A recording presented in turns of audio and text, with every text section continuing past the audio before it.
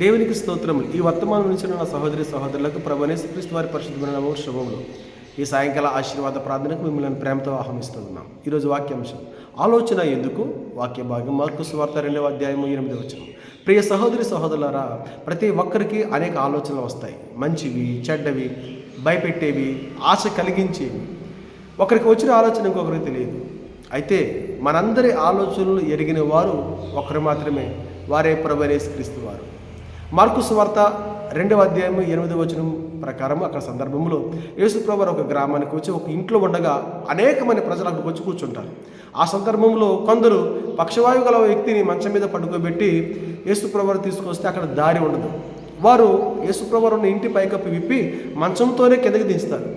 యేసయ్య వారి విశ్వాసాన్ని చూసి వారితో ఇలాగా అన్నారు, నీ పాపములు క్షమించబడ్డాయి అని రోగం గలవారితో అనగా అక్కడే ఉన్న మత పెద్దలు, శాస్త్రులు, పరిచయులు వారు హృదయంలో ఆలోచించుకుంటున్నారు. ప్రియ సహోదరి, బాహ్య ప్రవర్తన కన్నా హృదయ ఆలోచన ప్రాముఖ్యమైనవి. నీ ఆలోచనలే, నీ హృదయంలో ఉన్న ఆలోచనలే నీ భక్తి మీద, నీ విశ్వాసం మీద ప్రభావం చూపిస్తాయి. ఈ శాస్త్రుల పరిచయులు ఎప్పుడైతే తన హృదయంలో ఆలోచించుకుంటున్నారో యేసుప్రభువారు తన ఆత్మ ద్వారా గ్రహించి వారితో లేక అంటున్నారు. ఎందుకంటే యేసుప్రభువు దైవ కుమారుడు, ఆయనలో దైవశక్తి ఉంది కనుక మానవుని హృదయ ఆలోచన ఎరిగిన దేవుడు. యేసుప్రభువు ఒక ప్రశ్న వేస్తున్నారు, ఎందుకు మీరు ఆలోచిస్తున్నారు? ఈరోజు అదే ప్రశ్న దేవుడు నిన్ను అడుగుతున్నాడు. ఎందుకు ఆలోచిస్తున్నావు? నీ ఉద్యోగం గురించి, నీ వ్యాపారం గురించి, నీ పిల్లల గురించి మరియు నీ ఇంటి గురించి ఆలోచిస్తున్నావా? ఎందుకు? నీ ఆలోచనలన్నీ కూడా దేవునికి అప్పగించు. దేవుడు ఒకవేళ వాటికి కావలసిన మార్గాన్ని ఏర్పాటు చేస్తాడు కదా. మనిషికి వచ్చే ఆలోచనలు వేరు, దేవునికి వచ్చే ఆలోచనలు వేరు. మనిషికి ప్రాముఖ్యంగా 3 రకాల ఆలోచనలు వస్తాయని జీవగ్రంథంలో మనం చూడగలం. మొదటి ఆలోచన చెడ్డ ఆలోచన, అసూయ, కోపము, ద్వేషము, పగ, పాపము చేయాలనే ఆలోచన, చెడు సహవాసము చేయాలనే ఆలోచన, చెడు అలవాట్లు కలిగి ఉండాలనే ఆలోచన. ఇవన్నీ కూడా ఎవరికి వస్తాయో వారి జీవితము నరకములోనికి, చీకటిలోనికి వెళుద్ది అని గ్రహించాలి. వచ్చిన ఆలోచన చెడ్డదైతే తన కుటుంబానికి ప్రమాదం, తన పిల్లలకు ప్రమాదం మరియు తన భవిష్యత్తుకే ప్రమాదం. అంధకార స్థితిలోకి వెళ్ళిపోతాడు. కనుక చెడ్డ ఆలోచనలు మార్చే దేవుడు ఒకడున్నాడు, యేసయ్య మాత్రమే. నీ ఆలోచన చెడ్డవైతే యేసుప్రభువు దగ్గరికి వచ్చి ప్రార్థన చేసుకోవడమే. ఆయన ఆలోచనని మార్చే దేవుడు. మొదటి రాజుల గ్రంథము 12వ అధ్యాయంలో ఒక రాజు తన స్నేహితుల ద్వారా చెడ్డ ఆలోచన విని ఆ ఆలోచన తన రాజ్యంలో అమలు చేస్తాడు. అప్పుడు ప్రజలందరూ తనకు దూరం అయిపోతారు. అవును దేవుని బిడ్డలారా, నీ ఆలోచన చెడ్డదైతే లేదా నీ స్నేహితుల ద్వారా నీ చెడ్డ ఆలోచనలు అమలు చేస్తే అవి నీ కుటుంబానికి దూరం చేస్తాయి, నిన్ను నీ భవిష్యత్తుకి ఎంతో నష్టం కలుగు చేస్తాయి. అంతేకాదు దేవునికి కూడా దూరం అయిపోతావు. రెండవది భవిష్యత్తు గురించి ఆలోచన. మరి నా పిల్లల భవిష్యత్తు ఏంటి? నా భార్య భవిష్యత్తు ఏంటి? నా భవిష్యత్తు ఏంటి? నాకు ఆ లాభం వస్తుందా?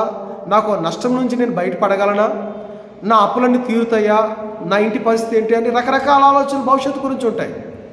లూకాసు సువార్త 1వ అధ్యాయం 29వ వచనం ప్రకారంగా పరిశుద్ధ మరియమ్మ తల్లి గారు ఆలోచిస్తున్నప్పుడు ప్రభువారు తన దూతను పంపి ఈ విధంగా వాగ్దానం చేస్తున్నాడు. ఎందుకు ఆలోచిస్తున్నావు? భయపడకు, నేను నీకు తోడుగా ఉన్నాను. ప్రియ సహోదరి సహోదరుడా, ఈరోజు ప్రభు నీకు వాగ్దానం చేస్తున్నాడు. ఎందుకు ఆలోచించి భయపడుతున్నావు? దేవుడు నీకు తోడే ఉంటాడు. నీ ఆలోచన పక్కన పెట్టు, భయపడవద్దు. ఇది 2వ ఆలోచన. 3వ ఆలోచన మంచి ఆలోచన. నెహెమీయా గ్రంథము 1వ అధ్యాయం 11వ వచనం. నెహెమీయా భక్తుడు దేవాలయపు గోడ కట్టడమే కాదు, ఇశ్రాయేలు ప్రజల జీవితంలో కట్టాలని ఆలోచించి ఆ ఆలోచన యేసయ్య ప్రభు సన్నిధిలో పెట్టి ప్రార్థిస్తూ ఉన్నాడు. తన మంచి ఆలోచనను బట్టి దేవుడు తనతో మాట్లాడి తన ద్వారా యెరూషలేము యొక్క దేవాలయం యొక్క గోడలు ప్రాకారంలో కట్టడమే కాదు, అక్కడ ఉన్న ఇశ్రాయేలు ప్రజల జీవితంలో కూడా నెహెమీయా గారి ద్వారా దేవుడు కట్టించాడు. అవును, మంచి ఆలోచన నీ కుటుంబాన్ని కట్టుద్ది. మంచి ఆలోచన నీ పిల్లల జీవితాలను కట్టుద్ది. మంచి ఆలోచన నీ భార్య భర్తల మధ్య సంబంధాన్ని బలపరుచుద్ది. మంచి ఆలోచన నీ భవిష్యత్తుకు బంగారు బాట వేస్తుంది. సహోదరుడా, నువ్వు ఒంటరిగా ఉన్నప్పుడు ఏం ఆలోచిస్తున్నావు? నీవు మరి పని చేస్తున్నప్పుడు ఏం ఆలోచిస్తున్నావు? ప్రజల మధ్యలో ఉన్నప్పుడు ఏం ఆలోచిస్తున్నావు? ఒకవేళ నీ ఆలోచన మంచిది కాకపోతే నేడే అనుకూల దినము, రక్షణ దినము. ప్రభువారిని పిలుస్తూ ఉన్నాడు. ఈ ఆలోచనలన్నీ కూడా ఆయనకు అప్పగించు.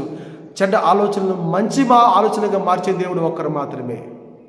ఒకవేళ నీవు మంచి ఆలోచనలు కలిగిన హృదయం కలిగి ఉండాలని ఆశిస్తే ప్రభువారు వాటిని ఇవ్వడానికి సిద్ధంగా ఉన్నాడు. మరి ఏ ఆలోచిస్తున్నావు? ఆలోచన ఎందుకు? ప్రభువారిని ప్రశ్నిస్తూ ఉన్నాడు కనుక నీ ఆలోచనని పక్కన పెట్టి, ఒకవేళ ఆలోచన ఉన్నట్లయితే అవి ప్రభువుకి అప్పగించి ప్రార్థన చేయి. దేవుడు నిన్ను మంచి మార్గంలో మంచి ఆలోచన చేత నింపి ఆశీర్వదించడానికి సిద్ధంగా ఉన్నాడు. ప్రార్థన చేద్దాం. ప్రభా, మీకు వందనాలు. ఈ వాక్యం ద్వారా మీరు మాతో మాట్లాడి మమ్మల్ని హెచ్చరించినందుకు వందనాలు. ప్రభు, ఈ ఉదయం నుంచి సాయంత్రం వరకు మమ్మల్ని కాపాడారు. ఈ రాత్రంతా మంచి నిద్ర, ఆరోగ్యం దయచేయండి. విన్న వాక్యాన్ని మా అందరి హృదయంలో నిలకట్టి ఫలించాను. ఏ ఆలోచన, చెడ్డ ఆలోచన మాకు రాకుండా మీ కృపచేత మంచి ఆలోచనతో నింపండి. యేసయ్య నామములో ప్రార్థిస్తున్నాము తండ్రి. ఆమేన్.